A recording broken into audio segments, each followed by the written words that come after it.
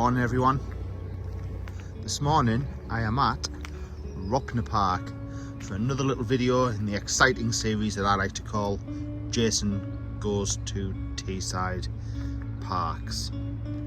Yeah, the title might need a little bit of work, but I'm just getting my steps in. So for anyone watching this, I'm just going to give you a little video tour and then get the drone up and tell you a little bit about the history of the park, most of which I've just read here. So as you come in, you've got Hartburn just over there, and you're presented with this great view. Look at that. Well, let's go for a little explore.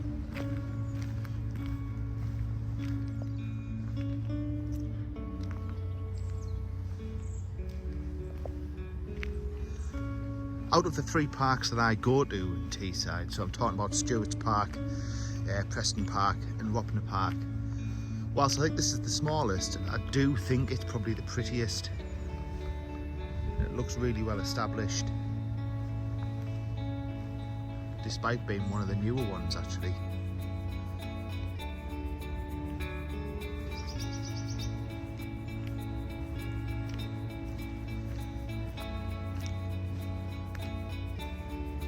I know they have a very active Friends of Ropner Park group, which are involved with a lot of the maintenance and the upkeep, and I think that's part of the reason why it looks so nice and so pretty. I mean, we're at the beginning of December here and it looks immaculate.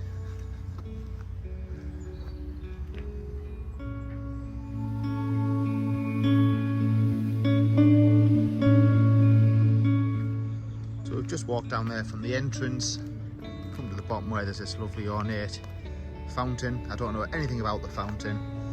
If I can find any information about it, I'll put it on when I've got the drone up. I'll do a little voiceover. You can go both ways. You can turn right down there. I'll probably come back out that way. I'm going to come left down towards the bandstand.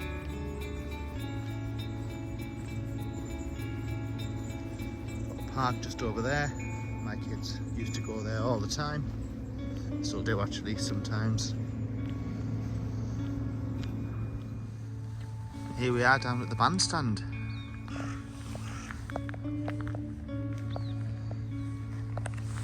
Beautifully ornate. There's a very similar one in Darlington at South Park, probably built around the same time.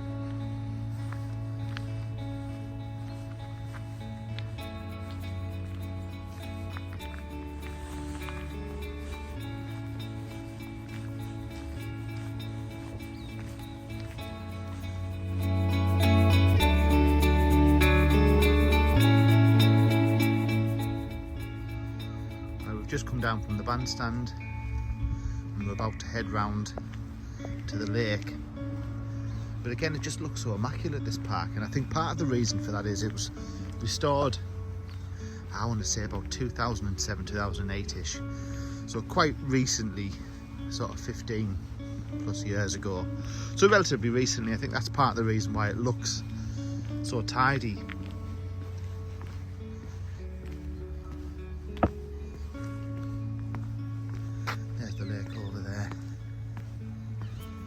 We'll head round.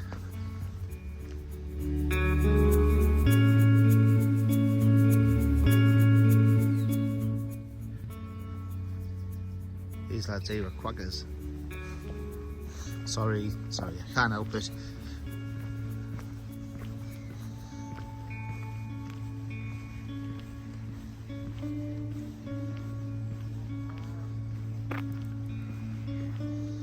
Back in 2007, the lake was drained and restored as well.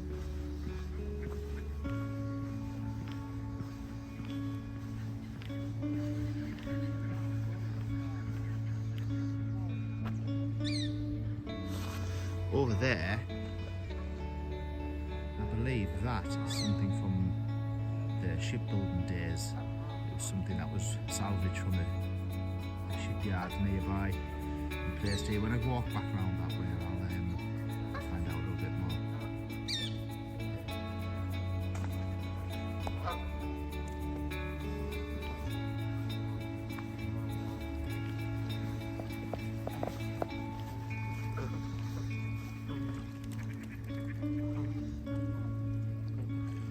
Right, lads.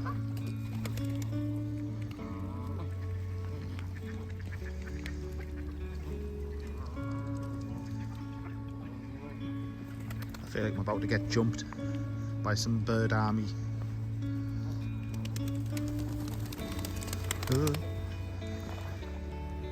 So these things are called bits, and they're found on top of ships. So ships can be moored when they go into ports or whatever it is they go into. So basically just tie these big ropes, and you can tie them on to wherever they're docking, sort of thing. And that might sound like I'm really knowledgeable, but I'm not. I just read it.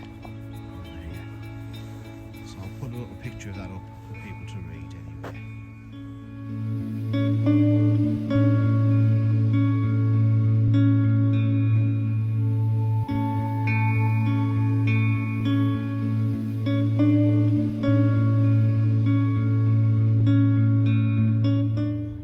Right, so we've got the lake down there. I've just come up from the lake.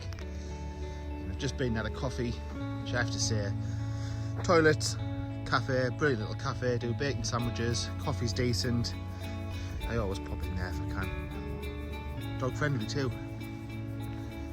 Right, we're gonna walk up here, see what's up here.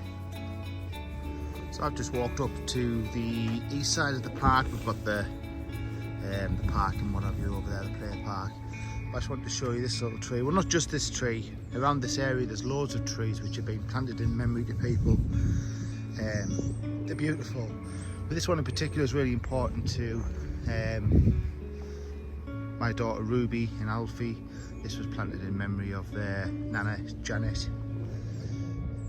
So I couldn't come here and do a video on this park without mentioning that. So sometimes we come here and put flowers down as well. We've got the bowling green just over there.